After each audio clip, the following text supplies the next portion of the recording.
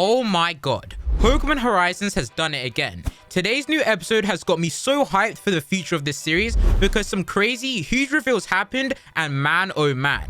These were some of my hopes and wants for Pokemon Horizons, and they actually came true. I can't even hold in my excitement.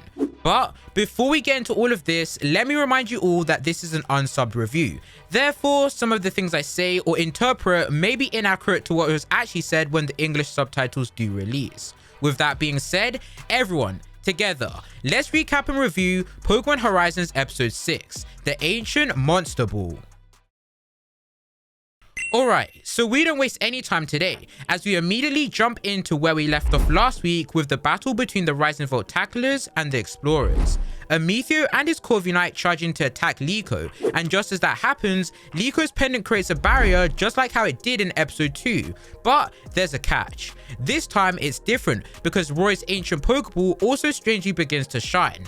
The bright glow lasts for a few moments and then fades. Friede tries to rush over to save our two protagonists, however he's stopped by Conia and Zer. Forced into a corner, Liko and Roy must take on Amethio for whoever gets the pendant, and Amethio really isn't playing around anymore as he calls out for his strongest partner, Ceruledge. The battle between the three was very interesting. Even though the odds were stacked against our heroes, they didn't back down, and they tried basic attacks being Ember and Leafage, which were easily blocked. Seeing that it failed, our heroes quickly adapted and tried attacking from opposite sides, which is something I didn't expect from new trainers. These attacks were also of course no match for Amethio, as Ceruledge blocked them and hit Spriggatito and Fuecoco with Psycho Car. Just as it seemed like it was all over, both of our starters activated their abilities, being Overgrow and Blaze, powering up their moves, allowing for Liko to make a decoy and Roy to actually land a significant hit, being Ember, damaging Ceruledge. And you know what? Big ups to Liko and Roy, because I did not see that coming from the both of them. However, as always, Amethio isn't here to daddle around and commands Ceruledge to attack the starters with Phantom Force, greatly damaging the starters. Just as Ceruledge is about to do the finishing blow, something crazy happens. Both Liko and Roy's treasures start to glow again, and the seals on Roy's ancient Pokeballs come down, summoning a legendary Pokemon into the skies. Yes, all of you guessed it right, Shiny Rayquaza was in fact in Roy's Pokeball this whole time.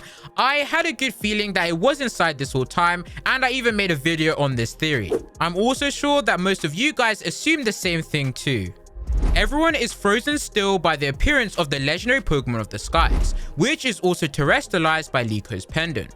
Rayquaza then starts to rampage, using Draco Meteor everywhere on the beach. Angered by this, Amethio is forced for him and his group to retreat. And yeah, those guys cut so quick, it was funny. Roy desperately tries to return Rayquaza back into his Pokeball, but it rejects this command, gives Liko a last minute look, and then flies into the distance. A big sigh of relief comes from our heroes as it brings this mini battle arc to an end. I wasn't expecting too much from this scene, but at least it's mad to know that Roy had a legendary Pokemon on him this whole time. Yes, the character who isn't even a Pokemon trainer yet. We move on to the second half of this episode. On the airship, we are shown Ludlow and Quaxley, then straight after, it cuts to a Nidothing stream. So, I am super split on if the theory of Ludlow being Nidothing is right or not, because I have a good feeling that he is Nidothing. But then it brings up the question of how can he be in two places at the same time? Nonetheless, I'm sure we'll find out Nidothing's true identity in a future episode, because I for one really want to know. In the village, Liko, Roy and Friede try to get some information from Liko's grandpa about the ancient Pokeball and its history. Liko wonders if her pendant and Roy's ancient Pokeball might have some sort of connection between them, but even so, Roy's grandpa's knowledge is limited and has no clue. Friede, excited by this mystery, states that this is a job for a Pokemon professor, as he will uncover the mysteries between both special treasures. I'm happy to hear this, as in the last episode, it seemed as if Friede was neglecting calling himself a professor and had a strong reason for why he didn't want to be called one. Regardless of that now, with two mysteries in front of him, it seems it has ignited his flame to show us all what a Pokemon professor is truly capable of. So I'm looking forward to seeing his true skills. Everyone goes back to the airship after getting a call from Molly saying that Fuecoco and Spriggatito are healed up, and this leads to a special big moment in the series. Roy expresses his strong feelings for Fuecoco and how he wants to get stronger, closer, and travel with Fuecoco, wanting to become his partner, in which Fuecoco emerges out of the ship, giving Roy a Pokeball. Yes everyone, it finally happened. Roy officially catches Fuecoco, a very wholesome and well built up moment. I can already tell these two will go far and I'm excited to see their growth. With Roy now getting his first Pokemon, it means that he's officially a Pokemon trainer. Fuecoco tells Roy that he wants to travel the world with him, which Liko encourages, but Roy's unsure he would be able to do so due to what his granddad would probably say, as he doesn't believe there's any point in traveling around the Pokemon world.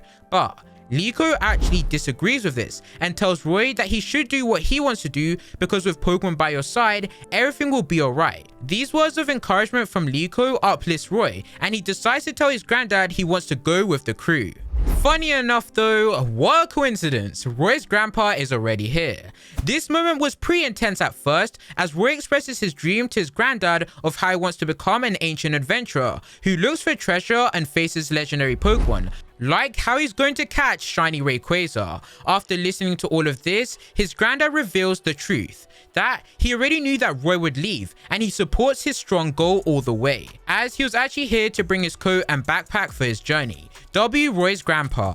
Roy thanks his grandpa and Friede and Liko congratulate him on taking his first big steps in the Pokemon world. It truly feels like this is the real beginning to Pokemon Horizons. Now it is time for the huge reveal of this episode, and in my opinion, this is what made the episode for me. We see Amethio in a strange room and the butler Hamber is standing behind him. By his side, we see not one, not two, not three, but 4 other people standing by his side as he speaks to their boss of the explorers. His name is Gibeon. His appearance hasn't been shown yet, but we have now heard his voice. But bro, oh my god, they did it. There are more admins. Amethio isn't the only villain. There are 4 other admins alongside him who seem to be around the same age as Amethio. I am so happy, man, as this is what I wanted. I wanted there to be more admins who are in this organization because there was no way they will be able to carry the same level of tension with Amethio being the main villain from the start all the way to the end. And now officially knowing that there's going to be more admins, it raises the stakes so much more higher. And you just know that the future arcs are going to go so hard now.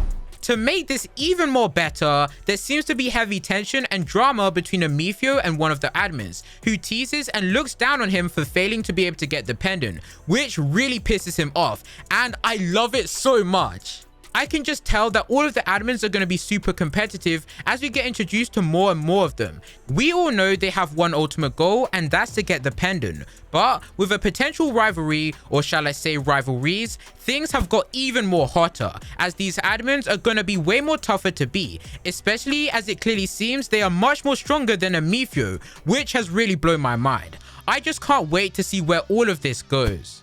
The admins teleport away and Amethio leaves the room. Sir and Conia come to check to see if he's okay, and angered by this, Amethio sets his next goal to catch Shiny Rayquaza.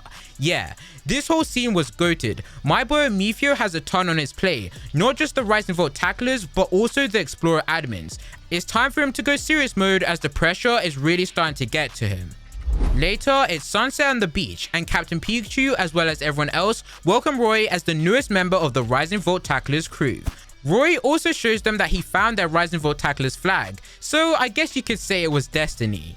As the ship begins to set off, the people of the village have come to say goodbye. Roy, crying, sees his granddad and says goodbye and thank you to him.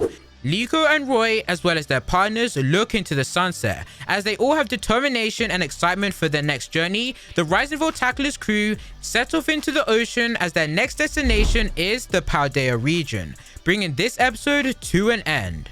If you couldn't tell already, I absolutely loved this episode. So much great things happened. Roy having Shiny Rayquaza this whole time, Roy catching Fuecoco, and him joining the Rise and Volt Tacklers, all such major W's, and the biggest one for me is the reveal of the other admins in the Explorers. Again, I am so hyped for the future of this series as it's set up for so much more. As we get into different new arcs and stronger foes appear in front of Liko and Roy, things are just going to keep getting better and better. Pokemon Horizons is doing so well. Just as you think things can't get even better, it exceeds expectations once again.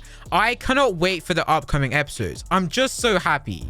If you enjoyed today's video, please be sure to give it a like and subscribe for all new future Pokemon anime related content, like my weekly videos on Pokemon Horizons.